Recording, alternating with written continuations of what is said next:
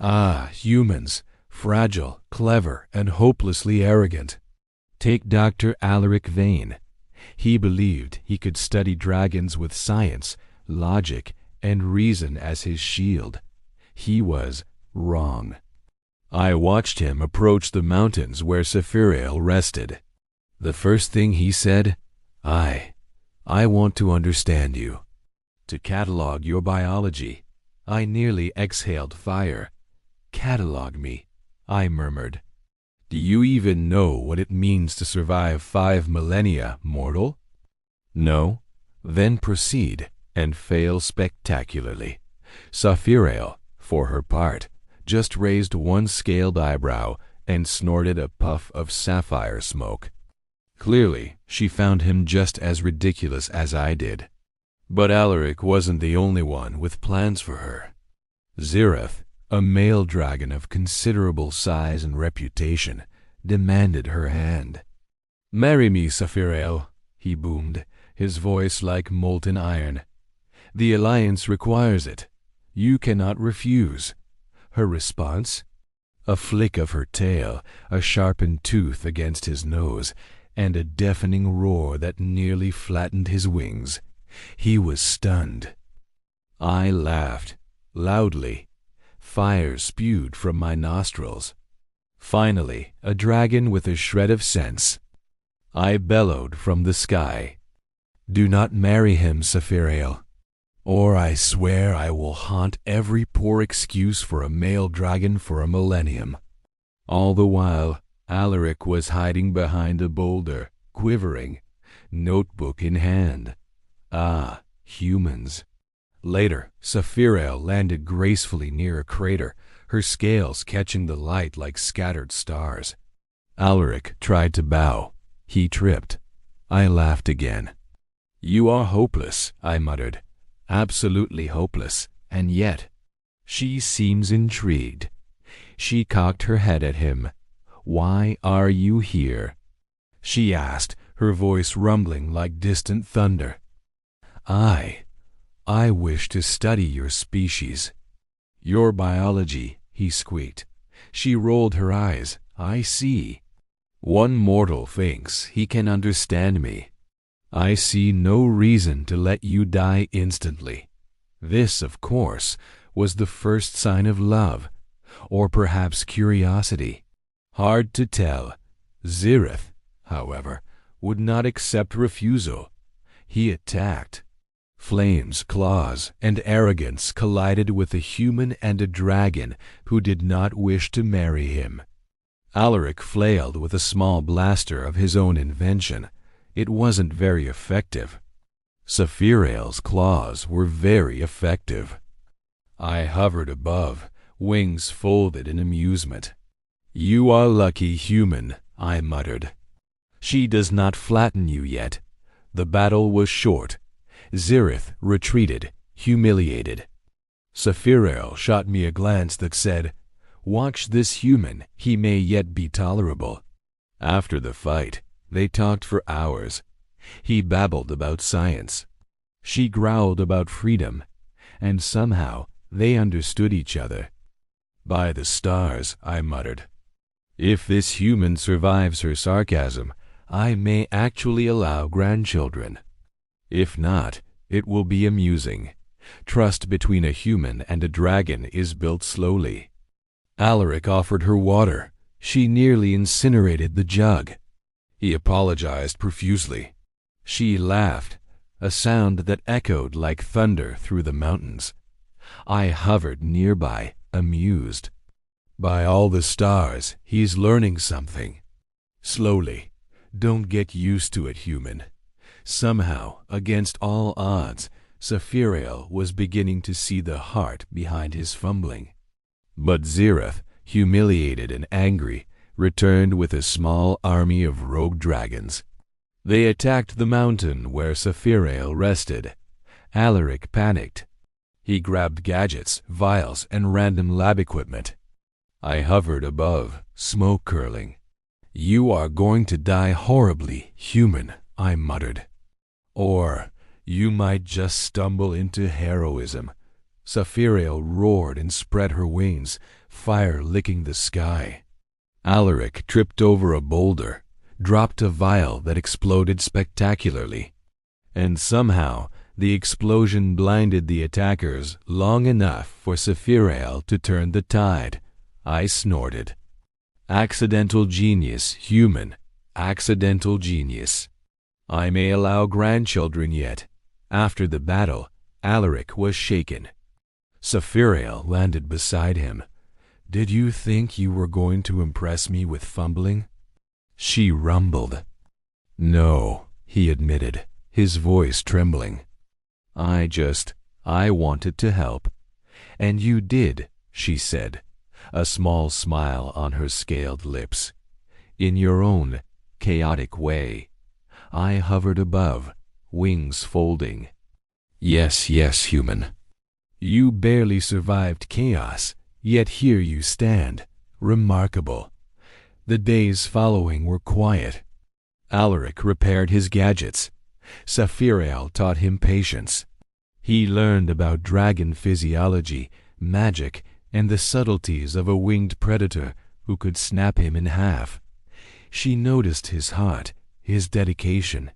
He noticed, well, everything about her.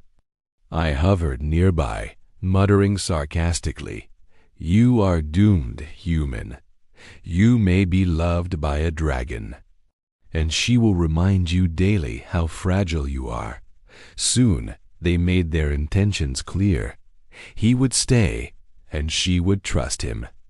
Together they would face any challenge.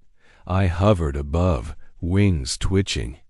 You are officially insane, human, but also tolerable.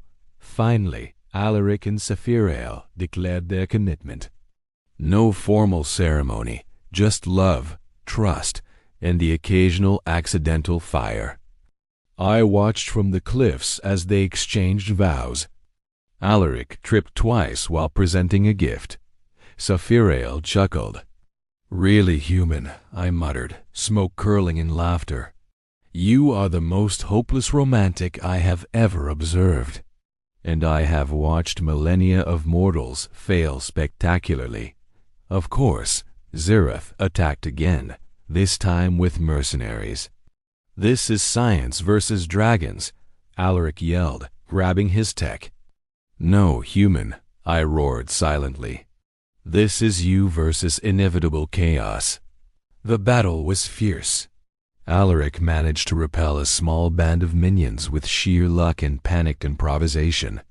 Saphirael handled Zirath herself gracefully and devastatingly. With peace came new life. Saphirael gave birth to their first child, Arender half human, half dragon, all trouble. Alaric panicked, fumbled with blankets, and accidentally set a towel on fire. Yes, human, I said, amused beyond measure. You are officially parent material. Please try not to kill him in the first week. Saphirael just smiled. You will learn. They found quiet moments together. He showed her constellations. She showed him the sky from her back. He'd fumble and almost fall. She'd laugh. By the stars, mortal, I'd mutter. You are lucky she finds your clumsiness charming. Arender grew quickly, his teeth sharper than his father expected. Zirath was out there, licking his wounds, but for now there was peace. You have survived the worst of my judgment, mortal, I told Alaric. Congratulations. Don't screw this up. Months passed, and Saphirael gave birth to Lyrian, their second child, fiery, clever, and mischievous. Alaric nearly fainted. Again, you see this, human? I said, you survived the first child. Do you think this makes you experienced? Ha, you will learn humility again. The family journeyed to nearby star systems. Alaric nearly collided with an asteroid. Saphirael laughed and saved them. Zirath, as expected, attacked them on a remote planet. Alaric panicked, but Lyrian, surprisingly, helped with clever tactics. By the stars, I noted. This human's offspring are dangerous and adorable. Mostly dangerous. Back home, the third child was born. Torvin wild, energetic, and a mix of human curiosity and dragon mischief. Alaric dropped the blanket. Human, I snorted. This one will be more trouble than the other two combined. Do not complain. Saphirael just looked at him with amusement. He'll survive. You may not. Time passed like a comet. Arender, Lyrian, and Torvin grew into formidable young beings, part human, part dragon, all chaos. Alaric, miraculously, survived their antics, though often covered in scorch marks. You have survived your own children, human, I noted. Consider yourself lucky or cursed. I cannot decide which. Then came the final confrontation. Zirith, desperate and vengeful, attacked their home with a full army. Alaric panicked. Saphirael roared, and the children leaped into action. Lyrian distracting, Arender blocking, and Torvin accidentally inventing chaos that worked perfectly. My grandchildren may yet destroy or save a galaxy, I muttered. Probably both. Zirith was finally defeated, humiliated beyond repair. Years passed. The children had children of their own, my first grandchildren. Arender's twins sparring, Lyrian's child testing fire spells, Torvin's offspring burning a small corner of the library. Ah, this is the payoff, I murmured. The next generation. Already terrifying, already brilliant, and all human enough to be endlessly amusing. Alaric was flabbergasted by how fast life escalated. Saphirael just chuckled. In one corner of this chaotic galaxy, a human, a dragon, and their children carved out a life of adventure and love. Alaric, once fumbling, is now competent, though never graceful. Saphirael has a partner she trusts completely. And I, Drakthor, observe it all with pride. I still poke fun at Alaric. You survived the impossible, mortal. And yet, your socks never match. I am proud and horrified. He just laughs. One day, Lyrian's child asked me, Grandfather, do you always tease our father? Always, I replied. It's tradition. The family rests together, safe and happy, ready for whatever the universe throws at them next. Thanks for watching. Like and subscribe for more stories.